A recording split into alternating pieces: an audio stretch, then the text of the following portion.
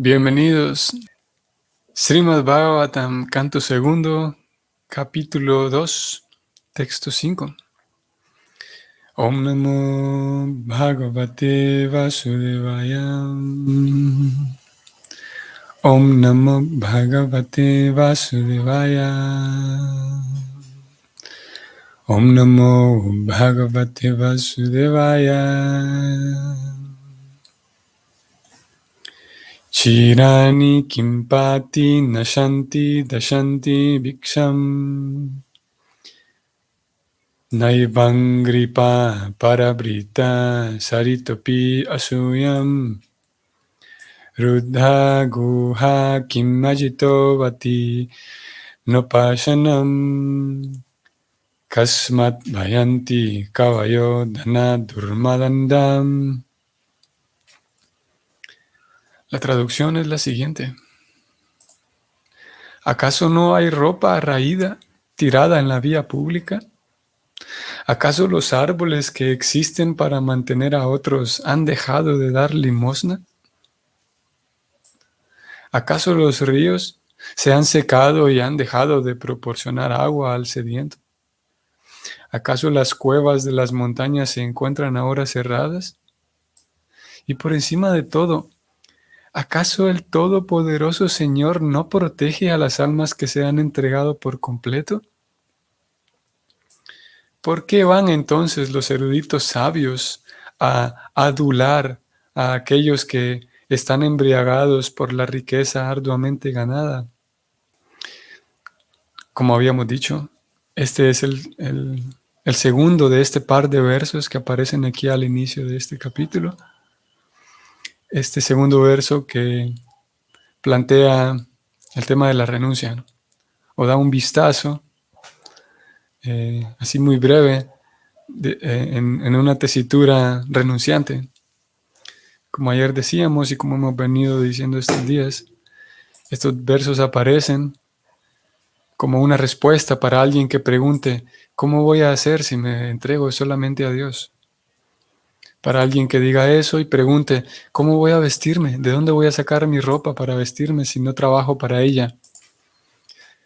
Y el Bhagavatam responde que, bueno, en realidad para vestirse incluso puede encontrar telas viejas tiradas en la calle. Si en realidad lo que quiere solamente es vestirse, cubrirse el cuerpo, ahí está, puede encontrar ropa y telas tiradas en la calle.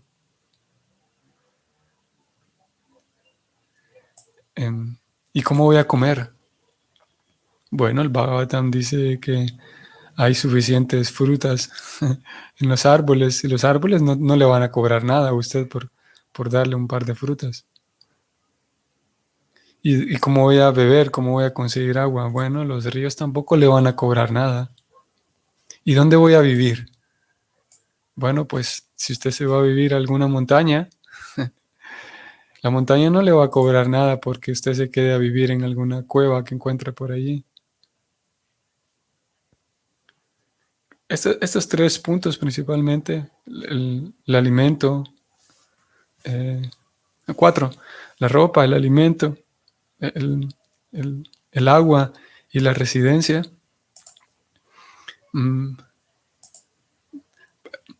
podemos decir que, como ayer también decíamos, hay casos y hay ejemplos de personas que vivieron así. Y el Bhagavatam no pretende que todos los practicantes del Bhakti vayan a vivir a la montaña en una cueva. Solamente se presenta esto para hacer ver que sí, que algunos de hecho lo hicieron. Así que si alguien realmente está interesado en vivir una vida así renunciante, sí es posible, a pesar de que nos parezca casi como una exageración. ¿Cómo es posible que yo voy a salir a la calle y voy a encontrar un pedazo de tela ahí tirada y con eso me voy a vestir? Obviamente para una sociedad actual, digamos, eso no aplica. No solamente actual, sino más bien para la sociedad, vamos a decirlo entre comillas, normal, digamos. Porque obviamente no querría decir tampoco que en el pasado, esto es importante, no querría decir que en el pasado todas aquellas personas de la antigua sociedad védica vivían así. esto aplica únicamente para algunos renunciantes. Y no querría decir que en el tiempo védico todos vivían en las cuevas, sino que aquellos que decidían vivir como renunciantes podían hacerlo. Y incluso hoy por hoy, el sistema, vamos a ver, la escuela de Prabhupada, siguiendo la línea de sus propios maestros y siguiendo el estilo de Chaitanya Mahaprabhu, siguiendo el estilo de Chaitanya que aparece en el 1500. Bueno, él aparece exactamente en 1486. Y siguiendo el estilo marcado por él, Prabhupada funda su escuela. Y esa escuela, ese movimiento de conciencia de Krishna, que tiene varias escuelas, pretende, como aquí vamos a ver en el significado, pretende en la sociedad actual establecer un sistema mediante el cual uno pueda llevar una vida espiritual. Y hay la posibilidad para aquellos que deseen también llevar una vida de renuncia, ¿no? Hay esas oportunidades para quien quiera llevar una vida de renuncia completa, una vida de renuncia, podemos decir, eh, definitiva y permanente. Y hay también el espacio y la oportunidad para quienes decidan llevar una vida de renuncia temporal como estudiantes y después de cierto tiempo retoman su vida social activa, entre comillas, normal, digamos. Eh, incluso, y si es verdad entonces que esas escuelas actualmente están promoviendo para algunos y enseñando la vida de renuncia para algunos, no quiere decir que esos renunciantes que hoy por hoy asisten a la escuela de conciencia de Krishna van a tener que vivir en las cuevas de las montañas. O no quiere decir que el movimiento de conciencia de Krishna a sus renunciantes los manda a buscar telas tiradas en las calles para vestirse. No funciona así. Estoy tratando de decir esto porque ni siquiera los renunciantes dentro del movimiento de conciencia de Krishna se la pasan buscando frutas en los árboles para comer. Y ni siquiera hoy por hoy, la escuela de Prabhupada, ni el maestro espiritual de Srila Prabhupada, ni prácticamente nadie, con la excepción de algunos casos que aquí se mencionarán nuevamente, van a figurar los nombres de los famosos 6 Goswamis de Vrindavan. Así que, nuevamente, estos 2 versos, el de ayer o el anterior y el de hoy, 4 y 5, están puestos aquí no como una prescripción, sino más bien solamente para hacer ver que sí, es podemos decir, un extremo, no necesariamente dañino, pero un extremo que algunos vivieron así. Y no querría decir de que incluso por vestirse con harapos, la persona puede seguir sirviendo a Krishna. No querría decir de que, como aquí el verso termina diciendo, ¿acaso Krishna no protege a aquellas personas que se entregan a él? No querría decir de que si yo abandono todo mis actividades por sustento, por comida, si abandono mis actividades por sustento y por comida y por vestimenta, por alimentación, por residencia, Krishna me va a proteger, sin duda. Solamente que hay que conocer cómo se hace el asunto, ¿no? Ayer hablábamos un poco de cómo uno pudiera intentar esa renuncia y el fin de cuentas terminar en un resultado distinto al que se busca, ¿no?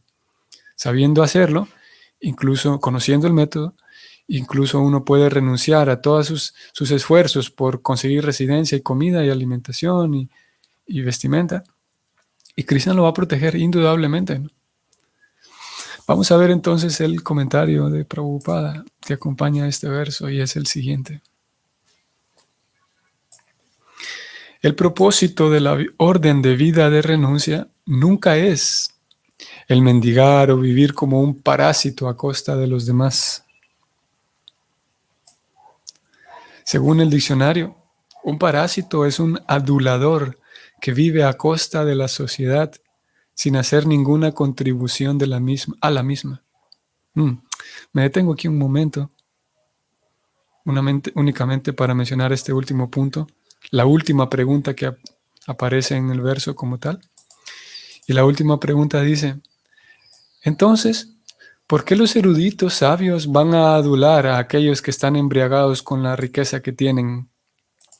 O sea, en otras palabras, hay gente que renunció, vive como un renunciante y que confía en Dios y que sabe que sus necesidades las puede satisfacer buscando frutas, viviendo en las cuevas. Entonces la pregunta es, ¿qué necesidad tienen esas grandes almas de andar adulando a la gente rica para que le dé dinero, para que le dé un par de monedas?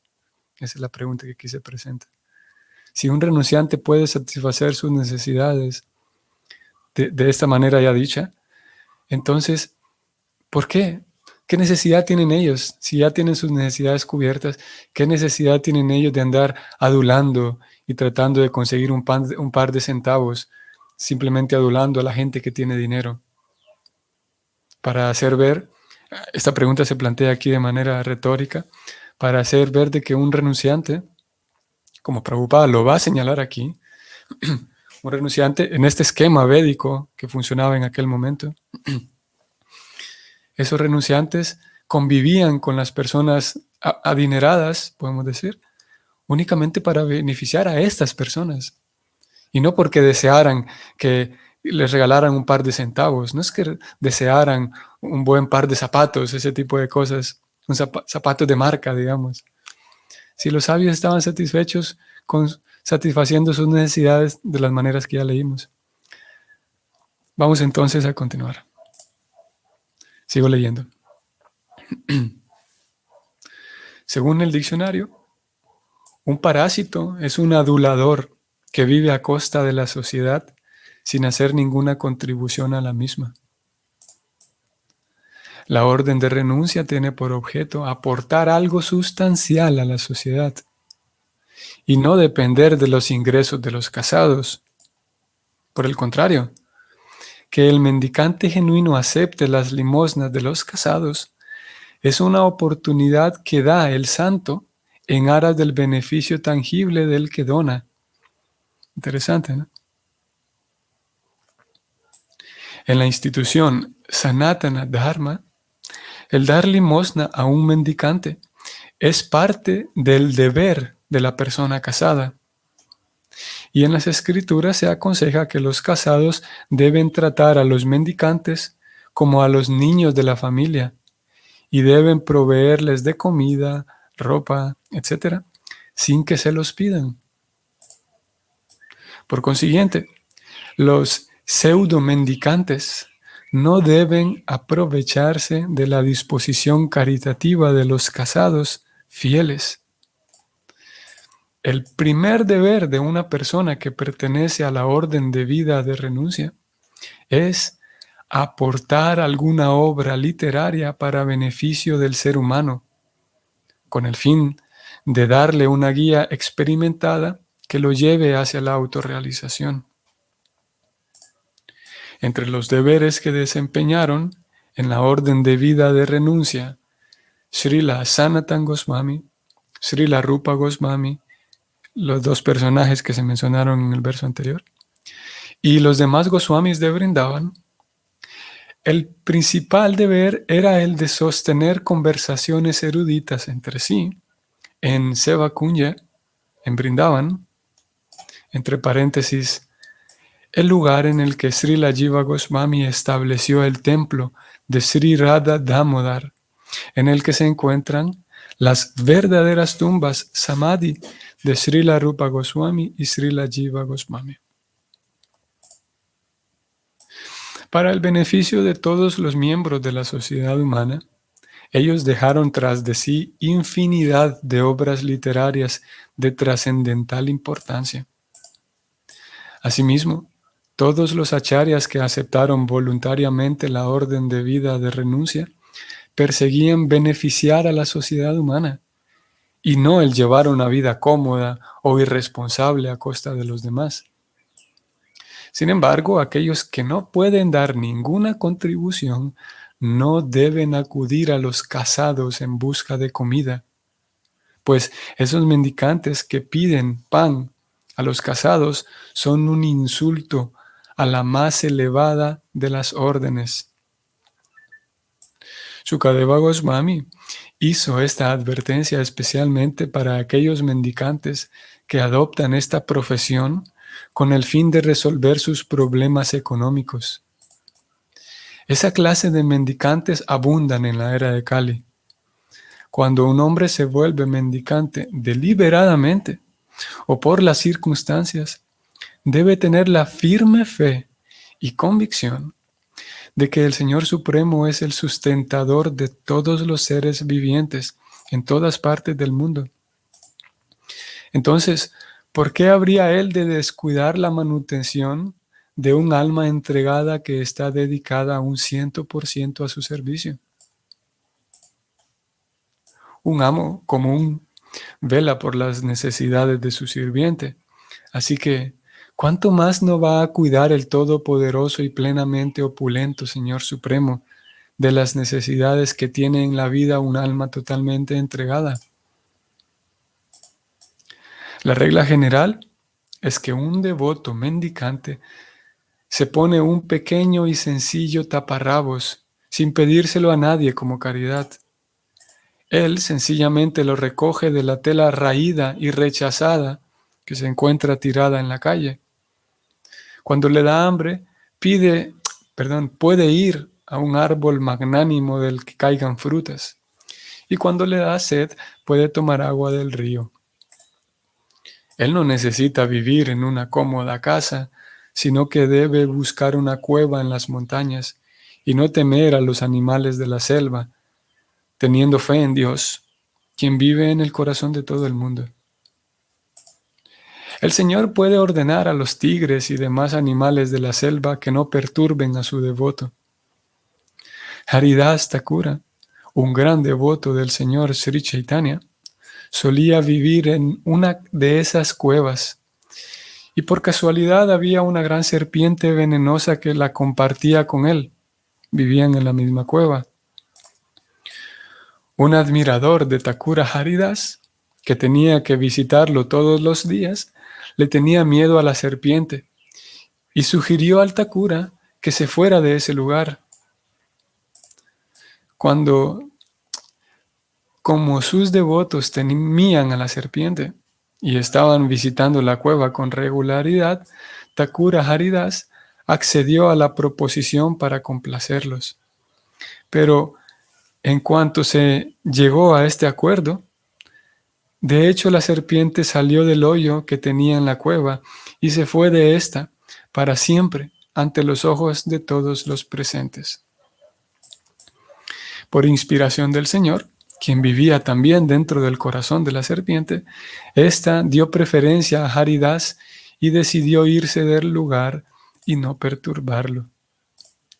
Así que este es un ejemplo tangible de cómo el Señor brinda protección a un devoto genuino, tal como Thakura Haridas. De acuerdo con las regulaciones de la institución Sanatana Dharma, a uno se le enseña desde el principio a depender por completo de la protección del Señor en todas las circunstancias. La senda de la renunciación se recomienda que la acepte aquel que es sumamente competente y cuya existencia se encuentra purificada por completo. Esta etapa también se describe en la Bhagavad Gita 16.15 como el concepto de Daivi Sampat. El ser humano debe acumular Daivi Sampat, o sea, bienes espirituales. De lo contrario, la siguiente posibilidad, los Asuri Sampat, o bienes materiales, lo dominarán desproporcionadamente. Y de ese modo uno se verá forzado a enredarse en diferentes sufrimientos del mundo material. Un sannyasi, un renunciante, siempre debe vivir solo, sin compañía, y no debe temer a nada. Él nunca debe tener miedo de vivir solo, aunque nunca está solo. El Señor reside en el corazón de todo el mundo y a menos que uno se haya purificado mediante el proceso prescrito, se sentirá solo. Pero el hombre que se encuentra en la orden de vida de renuncia se debe purificar con el proceso. De ese modo sentirá la presencia del Señor en todas partes y no tendrá nada que temer, como por ejemplo temer el estar sin compañía. Todo el mundo puede convertirse en una persona valiente, libre de temor y honesta, si su propia existencia se purifica por el medio o por medio del desempeño del deber que se ha prescrito a todas y cada una de las órdenes de vida. Uno puede desempeñar de un modo fijo su deber prescrito si presta oídos fielmente a las instrucciones védicas y si asimila la esencia del conocimiento védico mediante la actividad de prestarle servicio devocional al Señor. Fin de este comentario. El tema de la vida de renuncia. Si ustedes lo notaron, aquí en este comentario aparece en 5 ocasiones, si yo no llevaba una mala cuenta, en 5 ocasiones aparece el tema del deber. Se describió que el deber de los renunciantes es aportar obras literarias. Se describió que el deber de los casados es velar porque esos renunciantes tengan sus necesidades satisfechas.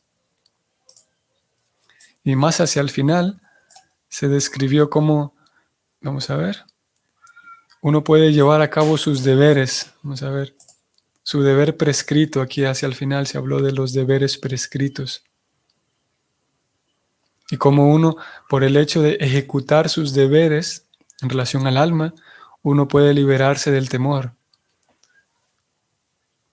Y partiendo de ese tema, el asunto de los deberes, nos detenemos primero que nada en el deber de los renunciantes, que fue el inicio de este comentario. Que un renunciante no se vuelve un renunciante porque es un inútil y porque es un, como decimos, un bueno para nada. Y de esa manera se vuelve un parásito para que otros lo mantengan. Y lo cierto es que, como aquí se escribió, no es así. No se trata de vivir, ya que la sociedad acostumbra a mantener estos renunciantes, al menos esta sociedad en la India todavía se puede apreciar esas herencias de esta antigua sociedad védica, como los renunciantes. Los renunciantes son muy respetados. Y en general las personas, lo que aquí se muestra, se describe, uno puede observarlo con mucha facilidad en la India. En general las personas cuidan, digamos, o sí, procuran un bienestar para los renunciantes. Y al mismo tiempo esos renunciantes viven de manera muy simple. No es que un renunciante necesite 8 cambios de ropa y 8 pares de zapatos. Un renunciante está contento con la ropa que tiene. No necesita pedir ropa cada 2 meses. Y así, con todas sus necesidades, son muy, muy simples, muy, muy básicas. Sí, son muy básicas. Y entonces Prabhupada dice aquí que no se trata de vivir solamente de que otros me mantengan, sino que el objetivo es, lo subrayo y lo leo, aportar algo sustancial a la sociedad. A la sociedad. Aportar algo sustancial a la sociedad. Y como aquí Prabhupada lo dijo más abajo, que el objetivo de ellos, o el objetivo de que estas personas entren a la vida de renuncia, es que se dediquen 100% a Dios. Y que uno pueda tener, cuando uno entre en contacto con una persona como estas, esté en presencia de una persona como estas, uno se dé cuenta de que, hey, por un lado, de tantas cosas uno se puede dar cuenta en presencia de una persona como estas, si es una persona genuina, porque también hay el caso de renunciantes, como aquí Prabhupada habló de pseudo renunciantes y engañadores, eso sin duda que lo hay. Sin embargo, cuando es una persona genuina, uno puede darse cuenta, percibir con sus propios ojos que aquí hay una persona que no tiene nada, absolutamente nada, pero vive feliz. Qué extraño, se le ve en su semblante y es algo que uno puede observarlo. Se espera que uno, claro, y con la sociedad actual, si uno se distrae mucho, es difícil desarrollar podemos decir, una buena capacidad de observación. observarme a mí mismo, observar a los demás. Y si uno se vuelve observador, se da cuenta de que aquí hay una persona que se le nota que está satisfecha. Y no solamente que se le nota que está satisfecha, sino que sus cualidades mismas, su capacidad de razonar, su conocimiento, se puede percibir y palpar la santidad. Es algo bonito de ver, de apreciar. Y por lo tanto, genera fe inmediatamente en verlo, simplemente con ver y estar en presencia de una persona como esta. Me despierta más fe a mí de que sí, de que la vida espiritual es algo real y tangible. Eso por un lado, y qué decir después del conocimiento, de las cosas que puedo preguntar, toda la guía que puedo recibir de ellos. Prabhupada nuevamente citó aquí a los Goswamis, que nosotros ya nos habíamos adelantado al tema, y lo habíamos dicho, cómo ellos dejaron una cantidad tan grande de libros con temas tan profundos, con temas filosóficos tan intrincados, con una teología tan maravillosa. Y eran personas que ni siquiera tenían dónde dormir, una residencia no la tenían. Ese era el caso de estos Goswamis de Vrindavan, ¿no? Así que vimos también hacia el final. Bueno, voy a detenerme un momento para, en palabras mismas de Prabhupada, el caso de Prabhupada es interesante porque él mismo, siendo un adolescente y siendo ya un joven universitario, en sus veintitantos, en sus veintes, Prabhupada no le caían bien los renunciantes. Él mismo como un Vaishnava, su familia eran Vaishnavas, pero a Prabhupada, a ese joven que estaba en la universidad, a él no le caían bien los renunciantes, porque él tenía el concepto de que los renunciantes son sinvergüenzas, son engañadores. Él mismo, que está escribiendo estas palabras, ¿no? ¿Y por qué él tenía ese concepto? Porque él había visto, y él sabía, esto aparece en su biografía, él sabía que había muchos renunciantes y posiblemente él pensaba que todos, que eran eso, engañadores, lo había visto con sus propios ojos. Tenía un vecino que se ponía ropa de renunciante y todos los días salía a pedir, pero que solamente hacía eso, salía a pedir y no era realmente un santo. Y que él lo había visto, personas que tenían una moral por el suelo, así, que eran sinvergüenzas. Él lo había visto, repito. Él pensaba que todos eran así. Y cuando Prabhupada, ese joven de veintitantos, se encuentra con un renunciante de verdad, con un Vaishnava que era realmente un caballero, él se da cuenta de que, hey, esto es algo distinto. Este Swami que acabo de ver, este sí es un Swami de verdad. Fue la reflexión que tuvo Prabhupada. Y ese Swami que acababa de ver se volvió eventualmente su propio maestro espiritual. De hecho, desde ese primer día, en palabras de Prabhupada, desde ese primer día que conoció a este Swami verdadero, Prabhupada dice, yo le entregué mi corazón. Quedó cautivado Prabhupada, lo mismo que acabamos de decir hace rato. Este Swami de verdad, un Vaishnava completo y un caballero de primera clase, su nombre es Bhaktisiddhanta Sarasvati. Y Bhaktisiddhanta Sarasvati cumple entra en la misma categoría de estos renunciantes que Prabhupada citó en este verso, de swamis que dejaron una herencia tan importante y profunda de conocimiento espiritual, que toda la sociedad se beneficia de esas reflexiones espirituales y conclusiones espirituales heredadas por ellos en estos libros. Así que sí hay renunciantes sinvergüenzas y supuestos renunciantes, si los hay, y vale la pena también conocer el tema para poder cotejar cuando nos toque observarlo, ¿no? Vamos a decir eso nada más por hoy, para no excedernos más allá del tiempo acordado. Hay un par de puntos todavía presentes aquí. Mañana lo vamos a retomar el tema. Mañana vamos a hablar, por ejemplo, del esquema de ISKCON, el esquema del movimiento Hare Krishna actual, de cómo viven algunos renunciantes, como esos dos tipos de renunciantes que existen, los renunciantes de por vida y los renunciantes estudiantes. Vamos a hablar de eso mañana y algunas otras cosas que se quedaron aquí pendientes. Muy bien, estimados Vaishnavas. Muy bien, entonces que pasen un bonito día. Hoy estamos en viernes. Ajá. Y si el Señor nos permite, entonces nos vemos el día de mañana. Hare Krishna.